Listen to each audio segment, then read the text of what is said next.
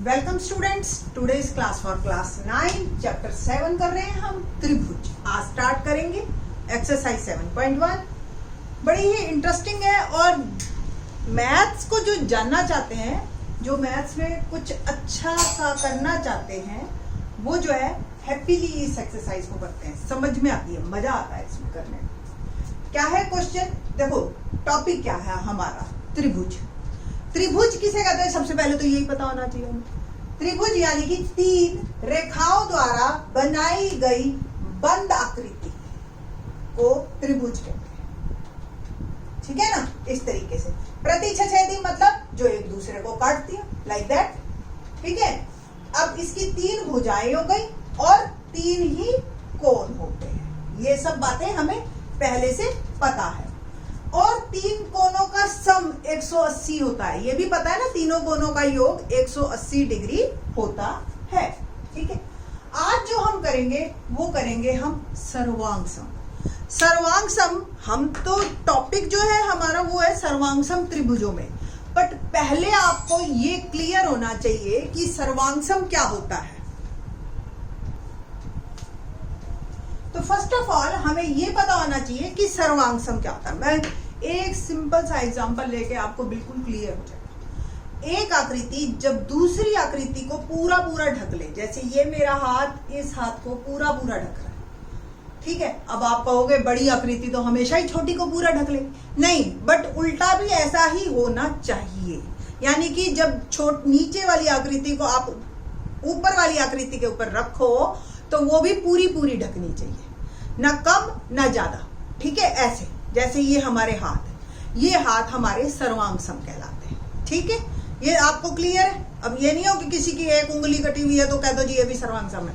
ठीक है, ये ध्यान रखना आप लोग। ओके। तो सर्वांग सम किसे कहते हैं? दो आकृतियां सर्वांग सम कहलाती हैं यदि उनका एक ही आकार और एक ही माप हो। अब देखो ताजमहल बड़ा खड़ा है हमारा आगरा में, उसका छोटा सैंपल आप अपने घरों में भी ले आते हो तो कहते तो उसको भी ताजमहल है, पर वो ताजमहल है तो नहीं ना, वो है समरूप। बट सर्वांग सम वो होती है जो एक जैसी दिखती भी हो और एक जैसी हो भी, यानी कि उनका आकार भी एग्जैक्टली सेम। और हम इस चैप्टर में जो करेंगे वो हम करेंगे त्रिभुजों के आकार के बारे में।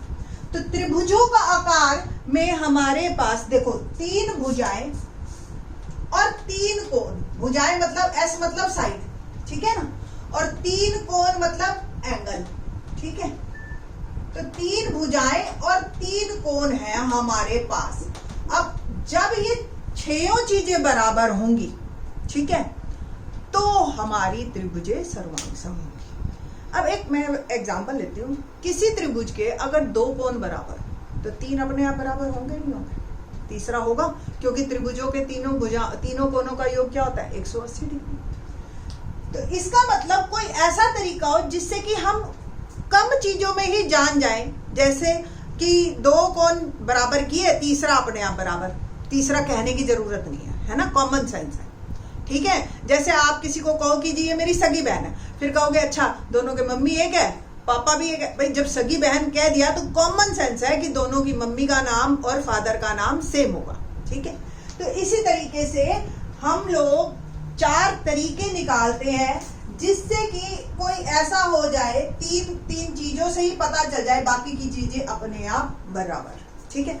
बड़ा ही इंटरेस्टिंग टॉपिक है। आप देखो कैसे शुरू होता है। अब हम कहते हैं कोई दो कोण बराबर है।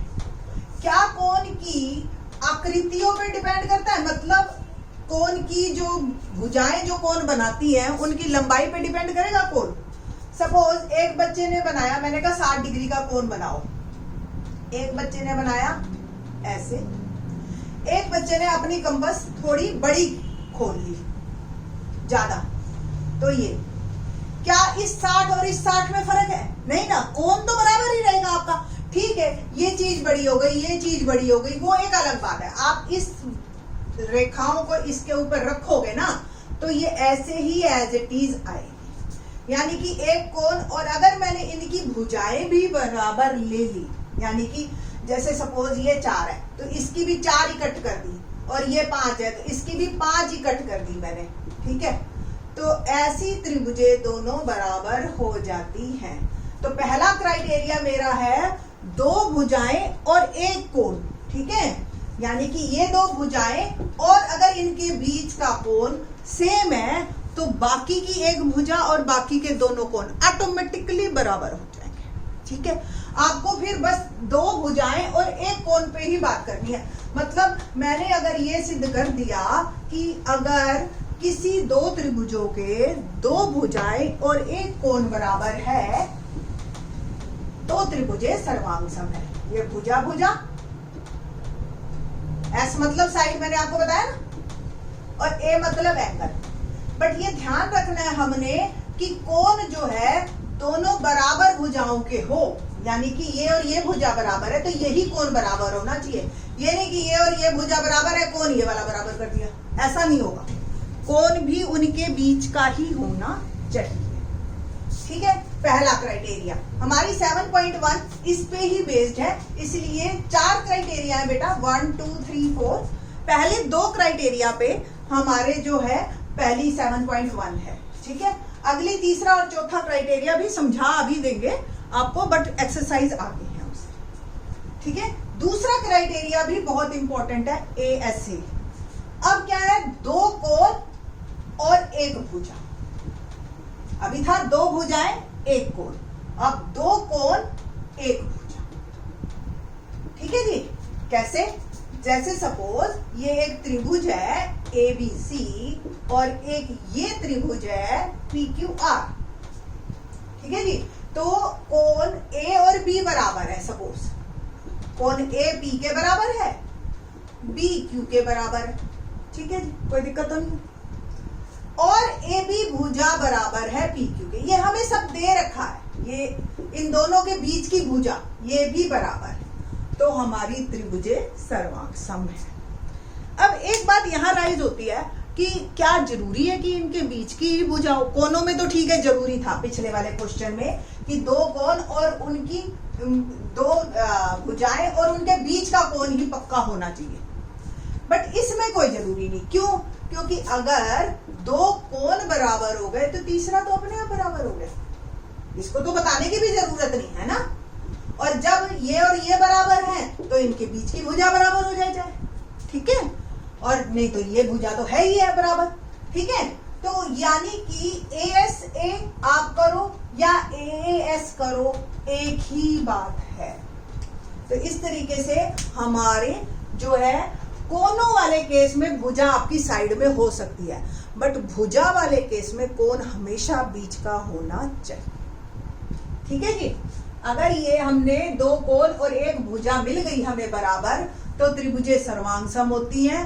कंफर्म बाकी की 3 चीजें, यानी कि एक कोण जो बच गया और दो भुजाएं जो बच गई वो सब बराबर होंगी, ठीक है।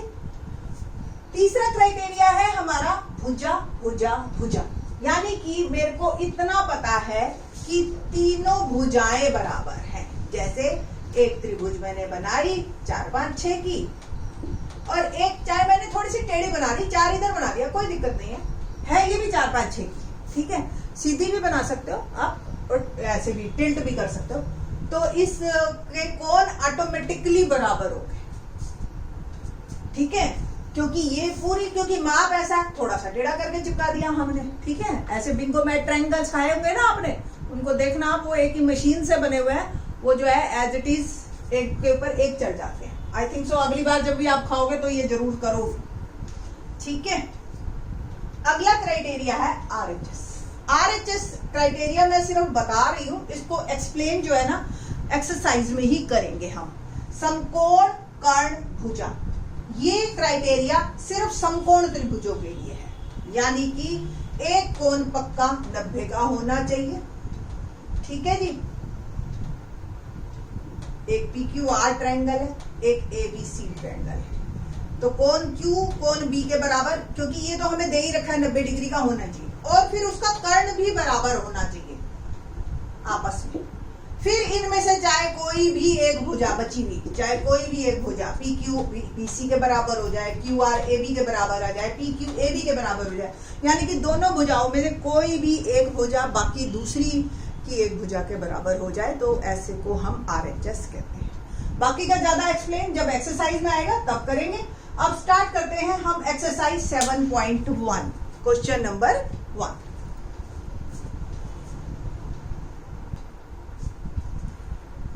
क्वेश्चन नंबर 1 देखते हैं, क्या है क्वेश्चन नंबर 1। चतुर्भुज ACBD में AC बराबर है AD। ये दिखाई दे रही है आकृति, आपको बुक में ही दिख जाएगी क्वेश्चन नंबर 1 में। ACBD एक चतुर्भुज है, ठीक है जी, और AC और AD बराबर है, ठीक है। ये एक भुजा हमें बराबर देगी।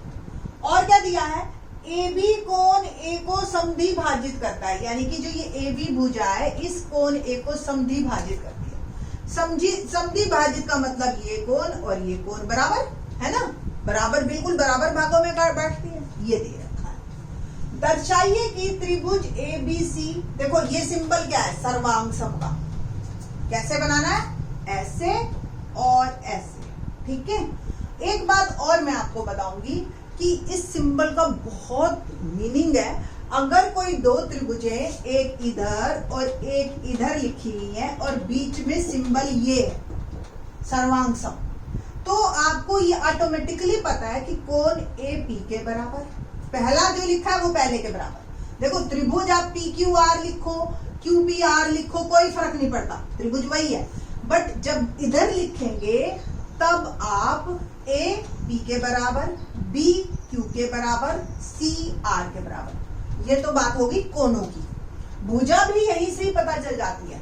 AB भुजा PQ भुजा के बराबर, BC भुजा QR भुजा के बराबर और AC भुजा PR भुजा के बराबर। ये भी पता होता है जब सिंबल लग जाता है। सिंबल जब तक ना लगे तब तक हमें कुछ नहीं पता, ठीक है। अब इसका मतलब यहां से हमें ये कंफर्म है कि AB AB के बराबर, BC BD के बराबर और AC AD के बराबर, या कोण A के बराबर, B के बराबर, C D के बराबर। ये हमें सिद्ध करना है, ओके। क्योंकि यही कहा है ना, दर्शाइए। BC और BD के बारे में भी आप क्या कह सकते हैं वो बाद की बात है। देखो क्वेश्चन बहुत ही आसान है। क्या क्या करना होता है आपने, सही तरीका तो ये है, पहले आप इसमें दिया है सिद्ध करना जरूर लिखो। इसके नंबर मिलते हैं बेटा, बुक्स में आपको नहीं मिलेगा, आप जरूर लिखना इसको। सिद्ध दिया है का क्या मतलब है, जो जो चीजें हमें दे रखी है वो हम इकट्ठी कर लेंगे।